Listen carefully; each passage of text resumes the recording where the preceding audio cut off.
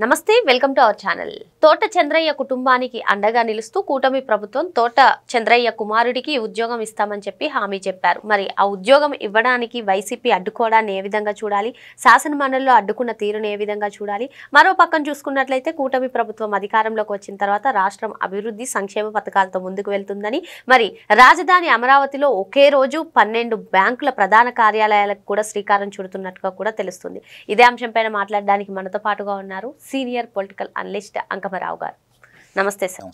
TDP కార్యకర్త తోట చంద్రయ్య పల్నాడు జిల్లాలో జరిగినటువంటి దారుణ హత్య అందరికీ గుర్తు ఉంటుంది సార్. మరి కూటమి ప్రభుత్వం అధికారంలోకి రాగానే తోట చంద్రయ్యకి అండగా నిలబడుతూ వారి కుమారుడైన తోట వీరాంజనేయునికి ఉద్యోగం ఇస్తామని చెప్పి హామీ ఇచ్చారు. ఆ దిశగా అడుగులేస్తున్నటువంటి సమయంలో శాసన మండలిలో వైసీపీ ప్రవర్తించినటువంటి తీరుని ఏ విధంగా చూడాలని అంటారు? మరో పక్కన చూసుకున్నట్లయితే అమరావతికి ఒకే రోజు 12 బ్యాంకుల ప్రధాన కార్యాలయాలకి శంకుస్థాపన చేయడం, శ్రీకారం చుట్టడం, దీనంతటినీ కూడా ఏ విధంగా చూడాలి? ఆ రోజు తోట చంద్రయ్య గారిని నడిబజార్లో అతి కిరాతకంగా జై జగన్ అనమంటే జై చంద్రబాబు నాయుడు అన్నాడని జై జగన్ అనిపించుకోవడానికి విశ్వ ప్రయత్నం చేసి విఫలమై ఆ రోజు ఆయన్ని ఎంతగా క్రూరాతి క్రూరంగా చంపారో వీడియో కూడా తీసి ప్రజలకు చూపించడం కూడా జరిగింది. అంటే వాళ్ళ రాక్షసత్వాన్ని ప్రజలకు సాటి మేము ఎవరినైనా ఇలా చేయగలం అనే ఉద్దేశంతో ప్రజలను భయపెట్టడానికి ఆ వీడియోను కూడా విడుదల చేయడం కూడా జరిగింది. ఇవన్నీ దృష్టిలో పెట్టుకున్న వాళ్ళందరికీ స్పష్టంగా కళ్ళ ముందు కనపడుతుంది ఏందయ్యా అంటే ఆ రోజు వాళ్ళు చేసినటువంటి అరాచకాలు, అక్రమాలు చాలా స్పష్టంగా అందరికి అర్థమైపోయినాయి. దానికి సంబంధించినంత వరకు జరుగుతున్న పరిణామాల గురించి కనుక ఒకసారిగా మనం గమనిస్తే ఆ రోజు జరిగిన దానికి ఆ కుటుంబాన్ని ఆదుకుంటామని చెప్పి వీళ్ళు చెప్పారు. ఇప్పుడు వీళ్ళు చెబుతున్నటువంటి వంక ఏందంటే మీరు పార్టీ పరంగా వాళ్ళని ఆదుకోండి, అంతేగాని ప్రభుత్వ పదవి ఎలా ఇస్తారు అని చెప్పని వాళ్ళు అంటున్నారు.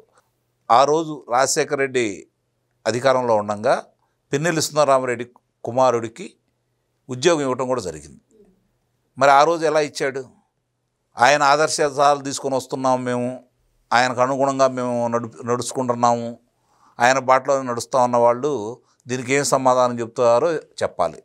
ఇంకోటి, ఆ రోజు రాజధాని గురించి శాసన మండలిలో మీకు బలం ఉంది కదా అని చెప్పని ఆ రోజు మీరు దాన్ని పాస్ చేయకుండా చేశారు కదా అనే కొత్త వాదన కూడా తీసుకొని వస్తున్నారు. అది రాష్ట్ర ప్రజలకు ముడిపడినటువంటి అంశం. 5,50,00,000 మందికి సంబంధించింది రాజధాని. రాజధానిని కాపాడుకోవడం వ్యక్తిగతాల కోసం చేయలేదు కదా వాళ్ళు ఆ రోజు. అంతకుముందు మీరు పెడితే మద్దతు తెలిపింది కదా ఇది తెలుగుదేశం సభ్యులు.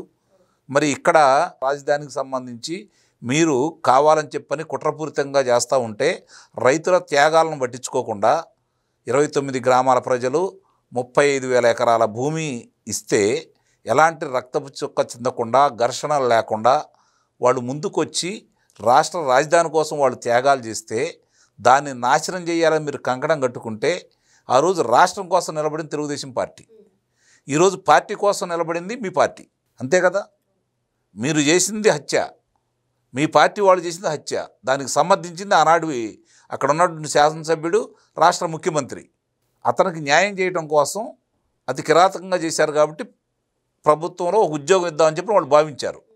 దాన్ని ఈరోజు మీరు అడ్డుకట్ట వేశారు. చూద్దాం రేపు పొద్దున ఏం జరుగుతుందో, ఎలా చేస్తారో. ఈ ప్రభుత్వం న్యాయం అయితే చేసింది అతనికి, అందుట్లో ఎలాంటి సందేహం కూడా ఏం లేదు. ఇక మీరు అడిగినట్టు రెండోది, రాజధానిలో ఈరోజు 12 జాతీయ బ్యాంకులకు సంబంధించి ఈరోజు ఒకేసారి శంకుస్థాపన చేసే కార్యక్రమం మొదలుపెట్టారు. 5 సంవత్సరాలు రాష్ట్ర రాజధానిలో ఎలాంటి పనులు జరగకుండా అడవిని తలపించే విధంగా అడవి తుమ్మ చెట్లు మొలిపించేసి, ఇక ఇప్పుడు వాళ్ళ భాషలో చెప్పాలి అంటే అది శ్మశానం, ఒక అడవి అనే ఆలోచనతో వాళ్ళు ఏ విధంగా చెప్పారో మనం చూసాము. అట్లానే చేశారు కూడా వాళ్ళు. వీళ్ళు వచ్చిన తర్వాత దాన్ని చెట్లు తొలగించటం, మళ్ళీ అంతా శుభ్రంగా సదును చేయటం, ఈరోజు పనులు మొదలు పెట్టుకోవటం, 40,000 కోట్ల పైచిలకు ఈరోజు దానికి రుణం తెచ్చుకోవటం. అలాగే ఈరోజు అక్కడ పనులకి మామూలుగా కాంట్రాక్టర్లు వచ్చారు, వాళ్ళకి కేటాయించడం కూడా జరిగింది.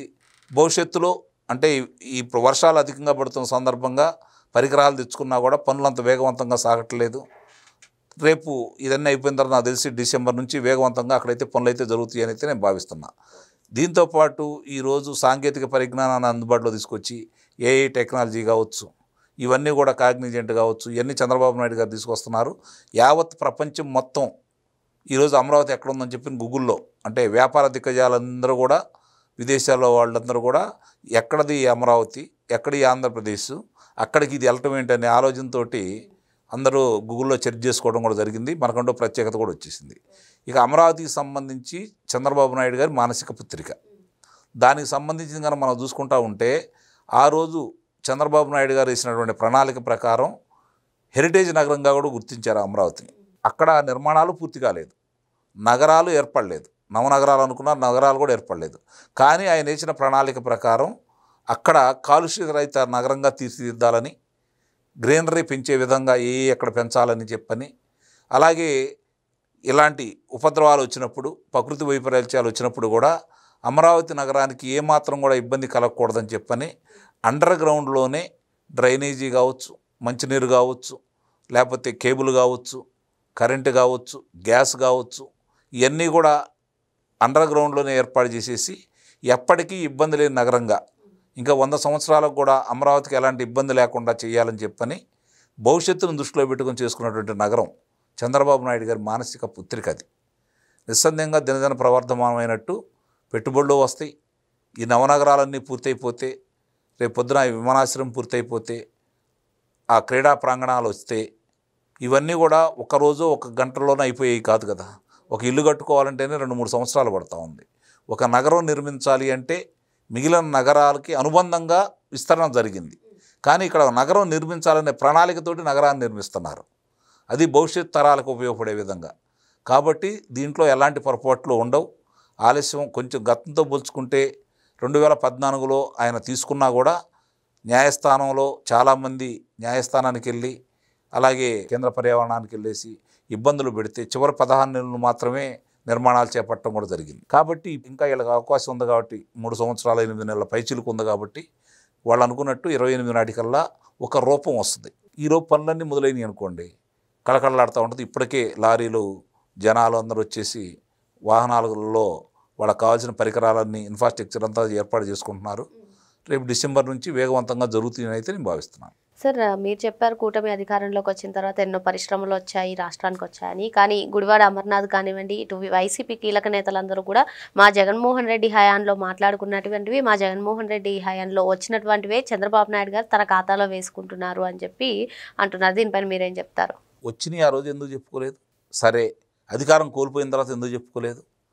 ఈరోజు వీళ్ళు ఒప్పందాలు చేసుకున్న తర్వాత మాయి అంటున్నారు తప్ప, మరి ఆ రోజు మీరు చెప్పడానికి ఎవరు అడ్డుపడ్డారు? తీసుకురావడానికి ఎవరు అడ్డుపడ్డారు? ఆ రోజు చెప్పాడు కదా బుగ్గన రాజేంద్రనాథ్ రెడ్డి శాసనసభలో, కియా రాజశేఖర రెడ్డి గారు ఉత్తరం రాస్తే వచ్చిందంట కియా పరిశ్రమ. అట్టనే ఉంటాయి ఇవి కూడా. ఇప్పుడు వాళ్ళ చేతగా లేదు. ఎక్కడ చంద్రబాబు నాయుడు గారి పేరు వస్తుందో, ఎక్కడ రాష్ట్రం బాగుపడిద్దో, రాష్ట్రం బాగుపడి అందరికి ఉద్యోగాలు వస్తే వీళ్ళు చెప్పే అబద్ధాలు ఎవరు నమ్మరు కాబట్టి, భవిష్యత్తులో వీళ్ళకి మళ్ళీ అధికారంలోకి వచ్చే అవకాశం లేదు కాబట్టి అబద్ధాలు పదే పదే చెప్పి నమ్మించాలని ప్రయత్నం చేస్తున్నారు. వాళ్ళు అలానే చెప్తే ఇప్పుడు నమ్మే పరిస్థితి లేదు. 2019 ముందు నమ్మారు. వాళ్ళ పరిపాలన చూశారు కాబట్టి వాళ్ళ గురించి కానీ వాళ్ళ మాటల గురించి కానీ ఆంధ్ర రాష్ట్ర ప్రజలు పట్టించుకోరు అనేది అయితే నేను ఘంటాపథంగా చెప్పాలి. మరో అంశంతో మళ్ళీ కలుద్దాం. Thank you sir.